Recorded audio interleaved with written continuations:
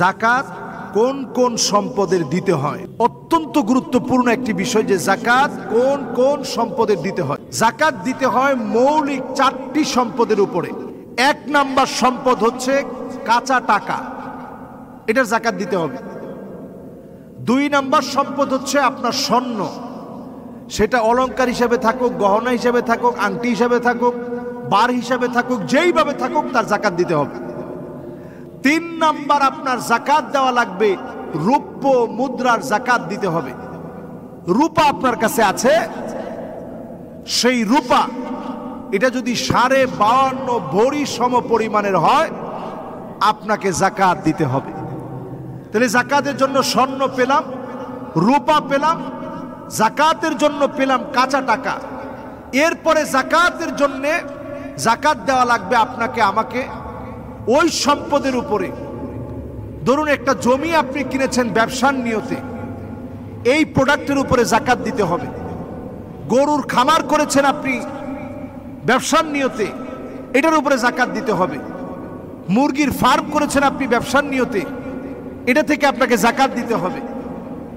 আপনার ফ্যাক্টরি আছে, এটার যে মেশিনারিজ আছে এগুলোর উপরে যাকাত দিতে হবে না, কিন্তু এর যে কাঁচামাল রয়েছে ওই কাঁচামালের উপরে যাকাত দিতে হবে। তাহলে আমরা যদি টোটাল মাসালাটা আপনাদের সামনে একেবারে খোলামেলা বলি, যত সম্পদ কাঁচামাল হিসেবে টাকা হিসেবে আপনার কাছে আছে এগুলোর যাকাত দিতে হয়। তো যাকাত আমরা দিব কিভাবে? ওয়াহাল আলাইহিল হাউল, 1 বছর এই সম্পদ 52.5 ভরি রৌপ্য পরিমাণ সম্পদ, 52.5 ভরি রৌপ্য পরিমাণ সম্পদ, এইটা আপনার হাতে হস্তগত হয়েছে, আপনার হাতে আছে,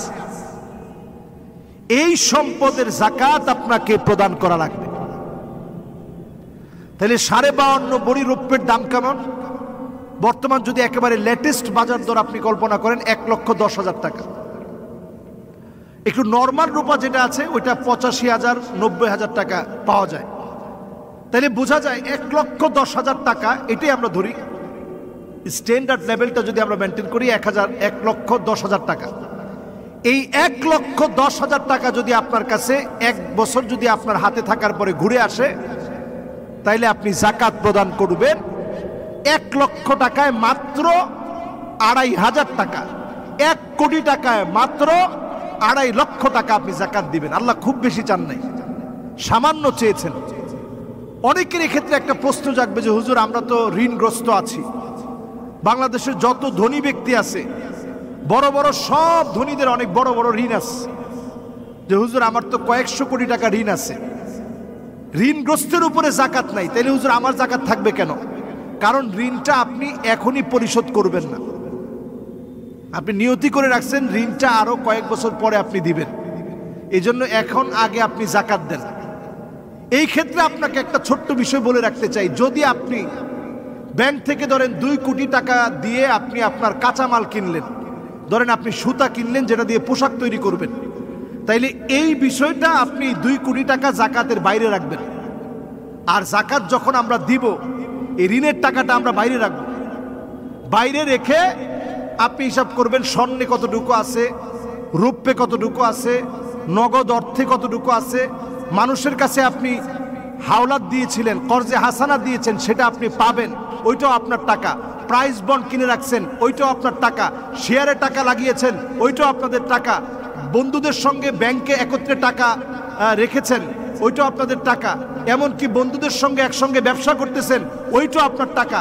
এই সব টাকাগুলো আপনি হিসাব করবেন।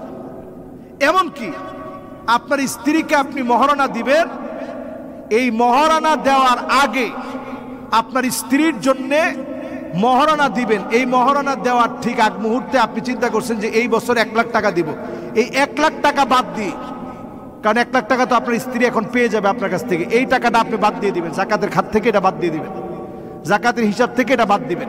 বাদ দিয়ে আমরা পাই টু পাই খাতার ভিতরে লিখবো, হাতের ভিতরে স্বর্ণ হিসাবে কত আছে, রৌপ্য হিসাবে কত আছে, নগদ টাকা হিসাবে কত আছে, এরপরে মানুষের কাছে আমি হাওলাত পাবো কত টাকা, কাঁচামাল হিসাবে কত আছে, পকেটের ভিতরে কত আছে। এখন নতুন আমি ব্যাংকের মাধ্যমে হয়তো আমি একটা ইনকাম পেয়েছি, ওই ব্যাংকের ইনকাম বাবদ ব্যাংকে এখন বেতন আসে। যাকাত সম্পদের পবিত্রতা বৃদ্ধি করে। যাকাত যদি কেউ না দেয়, ইয়াউমা ইউহমা আলাইহা ফি নারি জাহান্নাম ফাতুকওয়া বিহা জিবাহুহুম ওয়া জুনুবুহুম ওয়া যুহুরুহুম হাযা মা কানাসতুম লিআনফুসিকুম।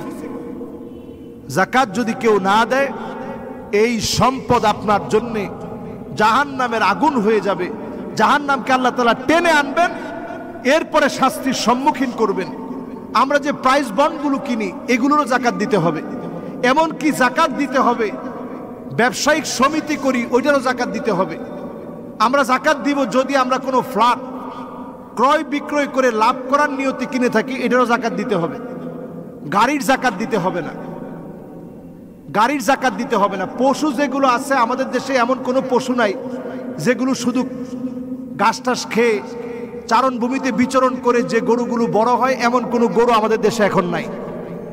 আমাদের দেশে গরুগুলারে আমরা নিজস্বভাবে খাবার দিয়ে থাকি, এজন্য এটা আপনি বাদ রাখেন। এরপরে ফসল যেটা আমরা উঠাই নিজেরা খাওয়ার পরে, বিক্রি করার পরে যে অর্থ আসে, ওইটা যাকাতের টাকার সাথে যোগ করে আমরা যাকাত দিব। এইভাবে করে প্রত্যেকটা খাতে খাতে যদি আমরা যাকাত দিতে পারি, ভাগ করে করে যদি আমরা যাকাত দিতে পারি, একটা একটা করে যদি আমরা যাকাত দিতে পারি, যেগুলা বললাম সবগুলা একটা একটা করে লিখেন, খাতায় লিখে লিখে লিখে লিখে এরপরে আপনি যাকাত দেন। এইভাবে আমরা যাকাতগুলা দিব।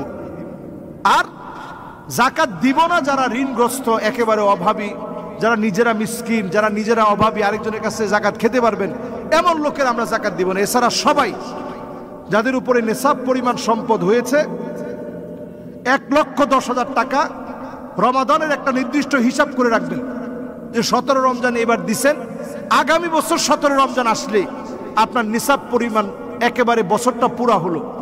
এইভাবে আমরা হিসাব করে আমরা যাকাত দেওয়ার চেষ্টা করব। আল্লাহ তাআলা আমাদের প্রত্যেককে যাকাত দেওয়ার তৌফিক দান করুক, পড়েন আমিন।